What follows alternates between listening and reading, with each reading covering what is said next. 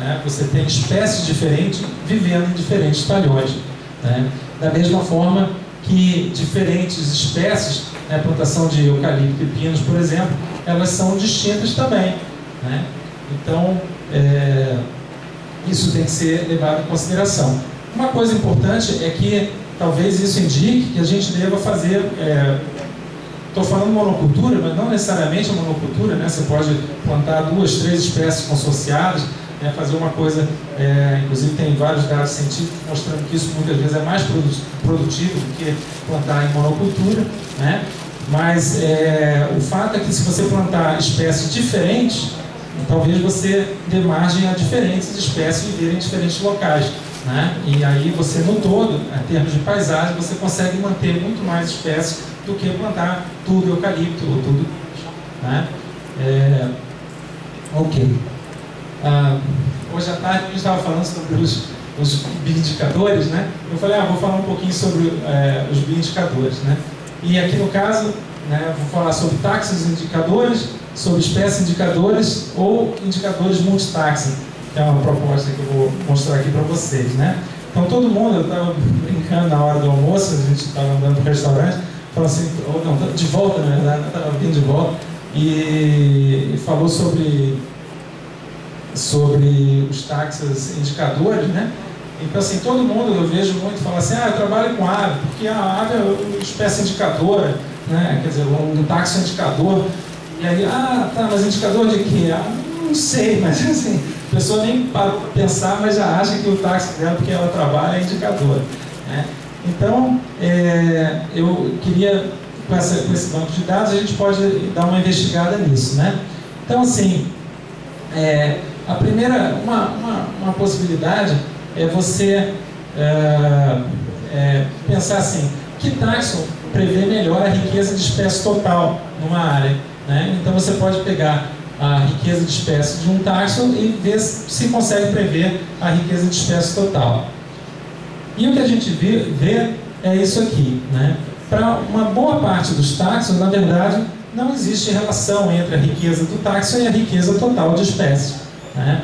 Então, simplesmente não é significativo.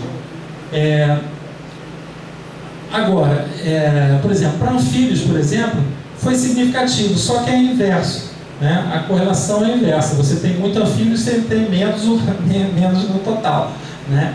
Então, assim, não é assim, se é um bom indicador, né? É ao contrário, né? Você tem, achei pouquíssimo sapo, que ótimo, né? O resto deve estar muito bem, né? Aqui no caso, insetos galhadores, também é significativa essa relação. No entanto, o R é bastante baixo, 0,3, né? Então, assim, não é uma previsão lá muito grande, né? A mesma coisa para fungos, é significativo, mas também não é lá grande coisa. Para planárias, teve um R bastante alto e, na verdade, quando você olha os contrastes, você consegue ver que a plantação de araucária é maior que a plantação de pinos e a plantação de araucária é maior que a plantação de eucalipto. Então, a planária apareceu como um taxon bastante, surpreendentemente, bastante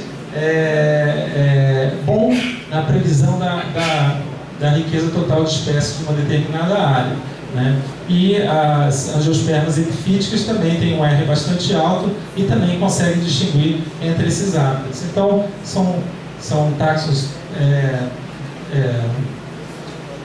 assim, promissores, né? Mas a maior parte não foi promissor, né? E aí, tá? Depois vocês me falam dos resultados de vocês. Certo. Aí, uma outra abordagem é você olhar assim, espécies indicadoras. Então, vamos olhar as espécies indicadoras, né? E aqui, no caso, eu peguei esse índice de Indicator Value, né, proposto do Femme Lejeune, que calcula, então, um índice de indicação, né, para cada uma das espécies, né? E esse índice diz o seguinte: se você tem uma alta frequência relativa da espécie no hábitat focal, né, e você tem uma alta abundância relativa nesse hábitat focal, então você tem um alto valor de indicação, tá certo? Aí quando a gente faz isso para todas as espécies do sistema, você tem esse tipo de padrão aqui. Aqui no caso é o valor de indicador para cada uma das espécies, né? Só que ordenado para cada táxon, está ordenado do melhor valor de indicação até o menor valor de indicação, né? Então assim, a primeira coisa que a gente pode verificar é que todos os táxons, aqui está numa escala logaritmo, hein? Então assim, você tem alguma espécie, duas espécies, três espécies que é boa como indicador dentro do táxon e depois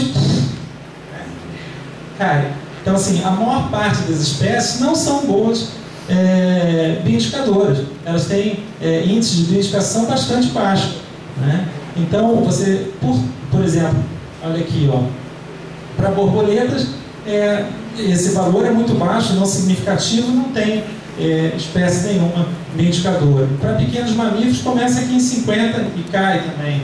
Então, muito ruim, né? Alguns táxons, como plantas, né? Ali como insetos galhadores, você tem algumas espécies que são bioindicadoras, mas o resto não, né? Então, quando a gente vai olhar no padrão geral, né? Só 55 espécies foram de fato indicadoras, né? Você tem ali 12 plantas que foram indicadoras de floresta araucária, você tem 10 epífitas, angiospermas epifíticas, né? Algumas samambaias epifíticas, alguns galhadores, algumas espécies de fungo. Lembra que tinha 300 espécies de fungo, né?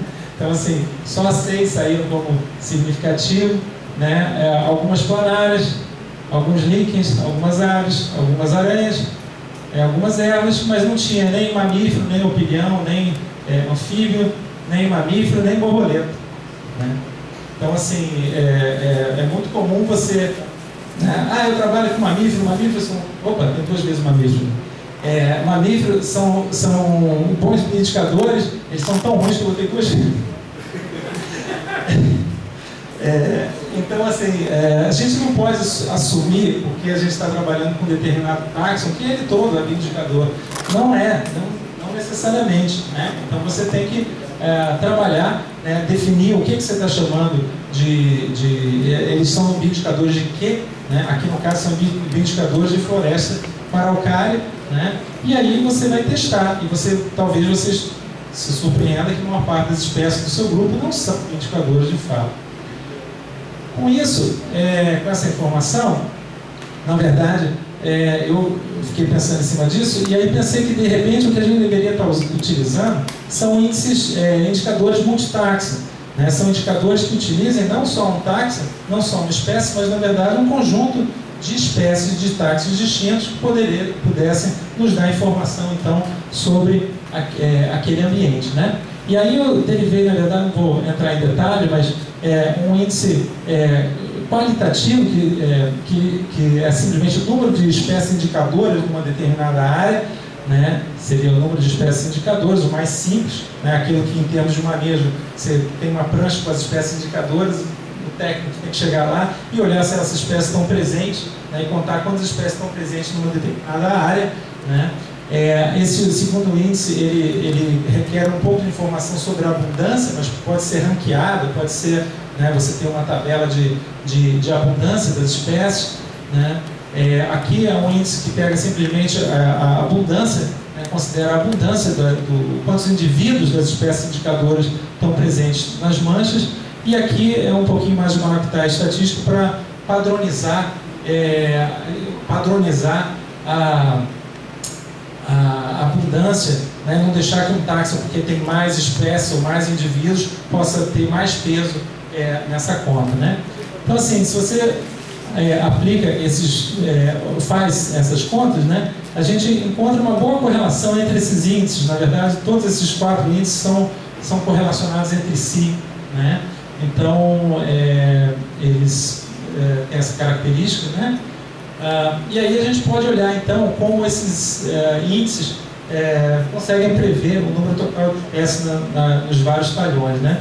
Então esse aqui é o mais simples de todo, é o índice qualitativo, que a gente tem simplesmente o número de espécies, indicador de que você vai naquele determinado talhão, naquela determinada área e olha. Aqui a gente tem o número de espécies indicadoras na floresta paraucária, nas 3 bandas de floresta paraucária, né? E depois aqui a gente tem o padrão para cada um dos hábitats, para plantação de araucária, plantação de pinos.